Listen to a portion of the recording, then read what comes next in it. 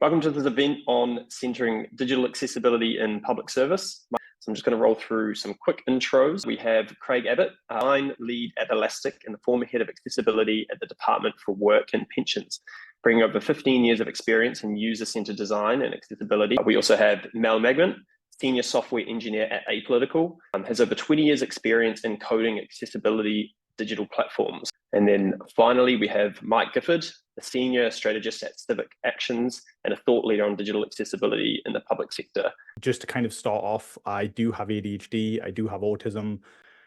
But yeah, being non-typical these days is actually pretty typical. We make up around 15% of the population. Why am I telling you this? It's because accessibility compliance often leaves people like me in the margins. We look at WCAG, which is the Web Content Accessibility Guidelines, and it says it aims to make things perceivable, operable, understandable, and robust for people who have accessibility needs.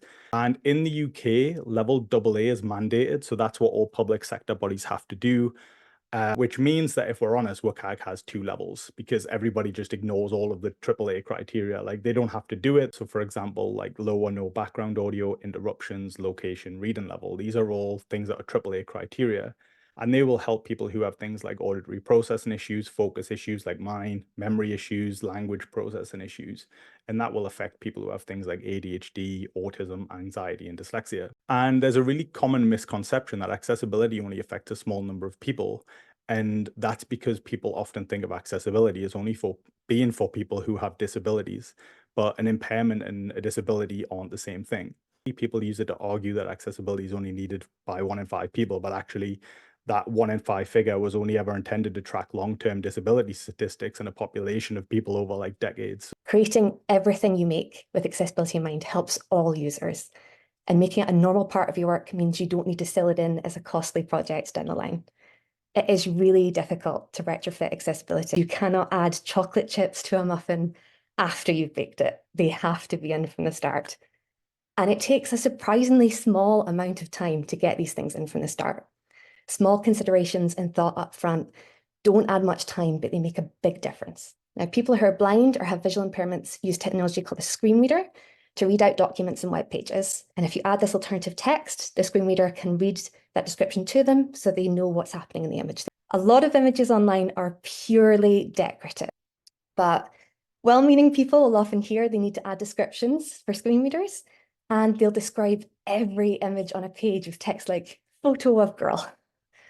This can really confuse people who are using screen readers and just overwhelm them with information they don't need. You should only provide a description of what's in an image when the image itself is of important information, something like a graph, or when it would give people context that they wouldn't otherwise have. Accurately describing what your content is goes a long way to helping people access it. It is a mistake to go off and assume that accessibility is just the job of an accessibility. I really think that accessibility is a team sport. So how do we try and find ways to work together to make sure that this is something that we're all being involved with? Take time to go off and think about how you're going to build the culture that you want to sustain accessibility. If you have 1 or 2 advocates and you haven't focused on trying to build a culture around that for your organization, once those advocates leave, the organization will lose its momentum around this. So it is really quite important to try and find ways to change that culture.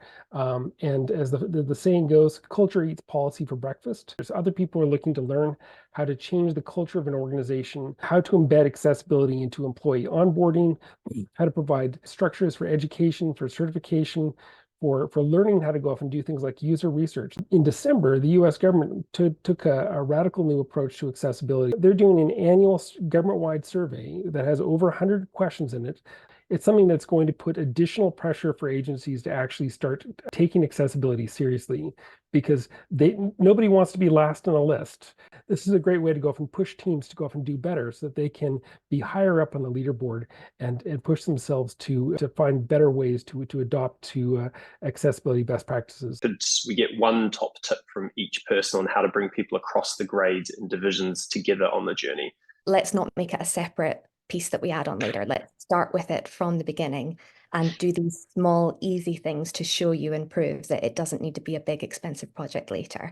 I think a lot of it is trying to talk to people in the kind of language they get. Like, obviously, if you're talking to a designer, the things that they care about are going to be different to a director or whatever. And I find that trying to meet people with where their concerns are is really important. And partly it just comes down to thinking about the numbers some of the time, like to say, hey, we've got 174, 175 people on the call. That means if you do the average, that's 35 people here with permanent disabilities, if you're looking just at the statistics of it. And that, again, doesn't cover the temporary or situational disabilities. And for that matter, a lot of senior executives fit in that category. If you're 65 plus, you're going to have disabilities of one form or another. Your vision is not as good as it was when you were 25. And that's just the reality of it. So I think that's the one thing to remind people is that this is just part of being human, and it's not something we're doing for others. This is for, if we're lucky enough to grow older, it will be something that we will need ourselves. I hope you've all enjoyed today's event. Once again, thank you so much for joining, and I hope you all have a brilliant rest of your day. Take it easy.